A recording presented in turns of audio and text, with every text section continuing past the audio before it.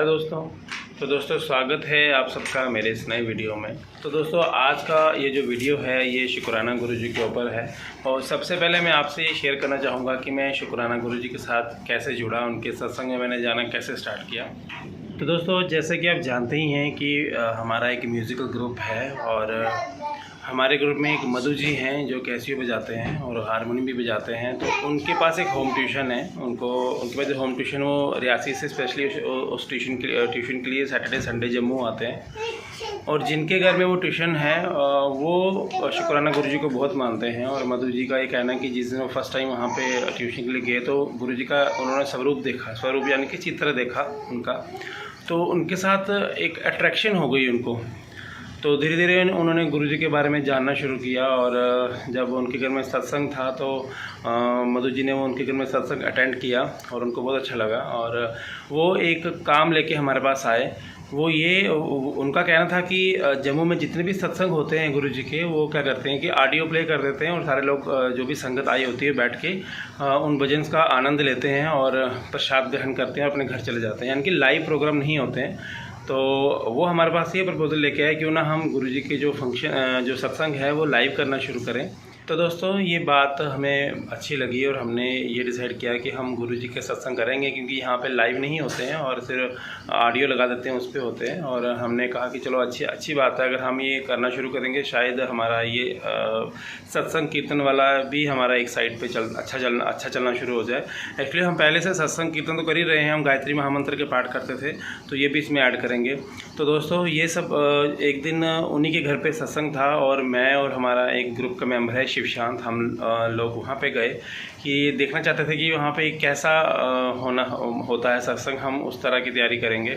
और तो दोस्तों जब हम वहाँ पे गए और जैसे ही हम वहाँ बैठे और जहाँ पे गुरुजी का जो चित्र स्वरूप लगा था और उनका जो मेन जो उन्होंने मंदिर बना कर रखा था अंदर, वहाँ पे पहले हमने माथा टेका। और आप विश्वास नहीं करेंगे कि इतनी पॉजिटिव एनर्जी, इतना पॉजिटिव माहौल वहाँ पे बना हुआ था। और उनके घर वाले इतने शांत स्वभाव के थे, जो कि हम तो पहली बार आए थे लेकिन हमें ऐसे बिठाया गया कि जैसे हम इनको काफ़ी देर से जानते हैं।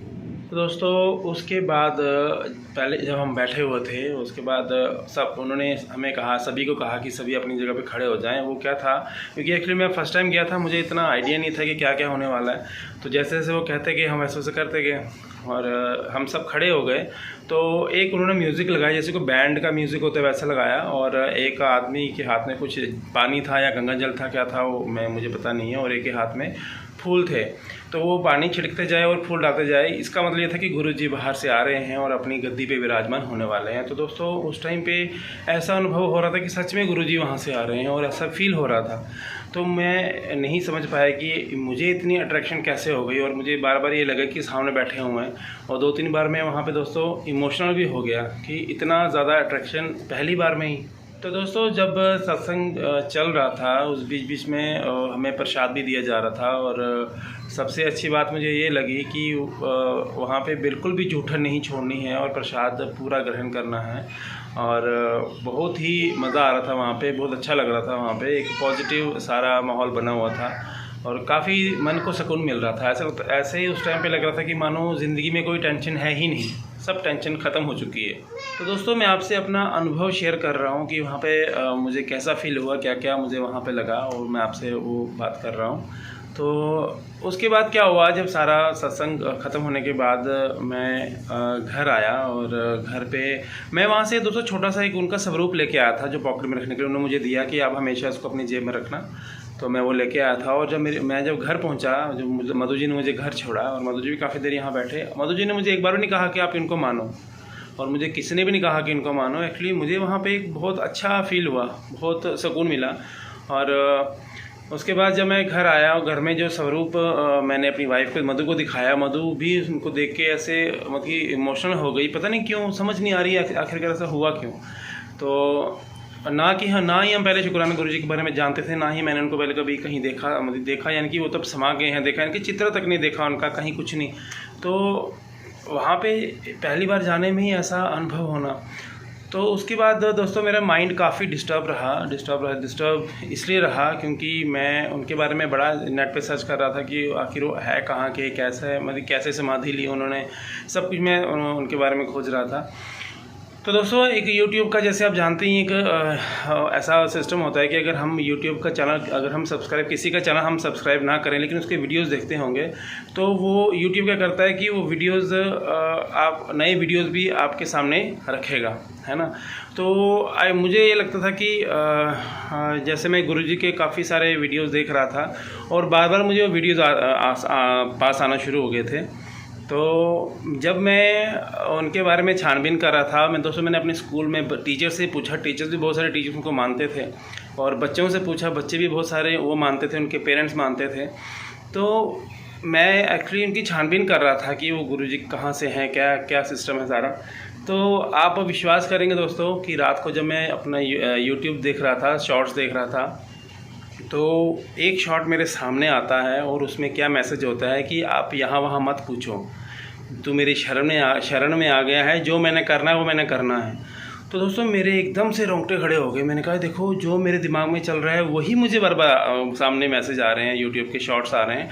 लेकिन एक तो नियम है, जैसे मैंने आपको बताया कि रूल यही होता है कि जिसके वीडियोस हम बार बार देखते हैं वो सामने आते हैं, बट वही वीडियो सामने आना जो आपके दिमाग में चल रहा है, ये बहुत मुझे हैरान कर गई।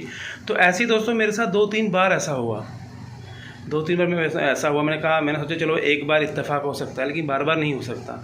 तो 2-3 बार मेरे साथ ऐसा हुआ।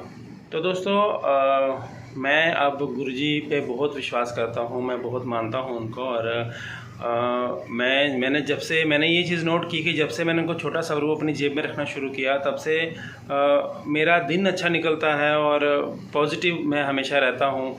मेरी वाइफ मधु मुझे कहती है आपके स्वभाव में बहुत चेंज आया, आप तो झगड़ा नहीं करते मेरे साथ आजकल। एक्चुअली हम दोनों में काफ़ी झगड़ा होता है, झगड़ा वैसा वाला झगड़ा नहीं, छोटा मोटा झगड़ा जो होता है। अब तो बिल्कुल मैं शांत हो गया हूँ। तो कहने का मतलब ये है कि कुछ ना कुछ तो है दोस्तों, है ना। और बार बार वही शॉर्ट्स आपके सामने आना, वही वीडियोस आपके सामने आना जो आप दिमाग में सोच रहे हैं, तो ये कोई इत्तेफाक नहीं हो सकता। मैं गुरुजी पे बहुत विश्वास करता हूँ। तो दोस्तों उसके बाद हम लोगों ने ये तय किया कि अब गुरुजी को जो सत्संग है हम लोग लाइव करना शुरू करेंगे। और शुरुआत हमने उन्हीं घर से की जहाँ पे मधु जी होम ट्यूशन के लिए जाते हैं। तो हम लोगों ने क्या किया, पहले वहाँ प्लान हुआ कि जिस डेट, पहले प्लान किसी और डेट को हुआ था लेकिन वो कैंसिल हो गया था वहाँ पे। तो दोस्तों पहला सत्संग हमारा तय हुआ 31 मई को। उस दिन निर्जला काश्ती थी और ये उन्हीं के घर पे हुआ जिनके घर में मधु जी ट्यूशन लेने जाते हैं, होम ट्यूशन करते हैं, और जिनके घर में हम सत्संग देखने गए थे। पहली बार मैं गया था देखने जिनके। और कहते हैं कि निर्जला काश्ती के दिन ही गुरु जी ने अपना शरीर त्यागा था और समा गए थे वो। तो उस दिन दोस्तों 31 को हमने वहाँ सत्संग किया, लेकिन छोटे लेवल पे किया, साउंड वगैरह नहीं लगी थी। हम लोग 2 लोग गाने वाले थे, मधु जी हारमोनी बजा रहे थे और ढोलक वाला था। तो दोस्तों उस दिन की छोटी छोटी क्लिप्स मैंने रखी है अपने पास और मैं आज उसको अपलोड करूंगा और आप मेरे इसी वीडियो में देखेंगे। और उसमें कुछ फिल्मी गीत भी होंगे जो कि गुरुजी को बहुत पसंद थे, वो भी इसमें छोटे छोटे हमने गाए हुए हैं और इसमें मैंने ऐड किए हुए हैं। तो दोस्तों ये जो क्लिप्स मैं आपको दिखाने वाला हूँ, जो पहली क्लिप होगी आप देखना, उसमें ध्यान से देखेंगे तो आप देखेंगे फ़ोटो के नीचे जो कपड़े बिछा हुआ है वहाँ पे वो गीला हो चुका है। शायद आपको ना भी दिखे क्योंकि मेरे फ़ोन की क्लैरिटी इतनी अच्छी नहीं थी और इसलिए वो क्लियर दिखा नहीं होगा। और एक्चुअली वो जल वर्षा वहाँ पे हुई है। ऐसे चमत्कार बहुत सारी जगह पे हो रहे हैं और आजकल तो हम यूट्यूब पे भी देखते हैं, फेसबुक पे लोगों ने अपलोड किए होते हैं और बहुत से लोग इसमें गलत कमेंट भी करते हैं, ये सब ढोंगी है, ये है, वो है। तो ऐसे लोगों को मैं बस ये कहना चाहूँगा कि अगर आप नहीं मानते तो ना माने, है ना। और जो मानता है उसकी आस्था को ठेस ना पहुँचाएँ, क्योंकि भगवान को किसी ने नहीं देखा, फिर भी हम श्रद्धा रखते हैं, भगवान को मानते हैं। अगर हम नहीं माने तो कुछ भी नहीं है, माने तो सब कुछ है ना। गंगा माता को हम माँ कहते हैं, नदी अगर हम मानते हैं तो माँ है, नहीं मानते वो सिंपल पानी है, सिंपल नदी है। तो दोस्तों ये मानने की श्रद्धा होती है। मैं तो बस यही कहूँगा कि जो लोग नहीं मानते हैं वो नेगेटिव कमेंट ना करें।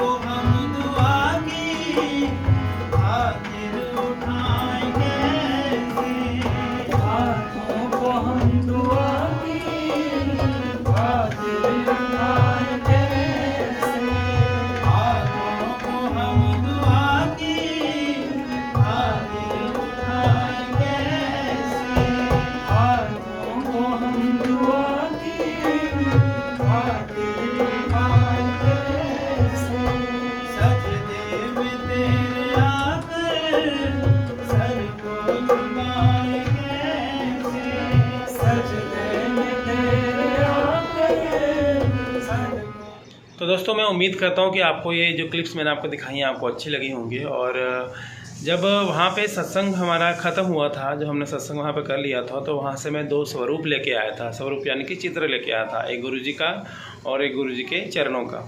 तो वो मैंने फ्रेम करने के लिए दिए थे, तो वो फ्रेम होके वहाँ से आ गए हैं। तो चलिए आपको मैं दिखाता हूँ। तो उससे भी पहले दोस्तों मैं आपको एक बात और बताना चाहता हूँ। 15 जून को उन्हीं के घर पे फिर से सत्संग है और इस बार अच्छे लेवल पे होगा और ज़्यादा बहुत संगत आई होगी वहाँ पे, क्योंकि उनके रिश्तेदार दिल्ली, उधमपुर, जम्मू, जहाँ भी इतनी रिश्तेदार है वो सब वहाँ पर आएँगे।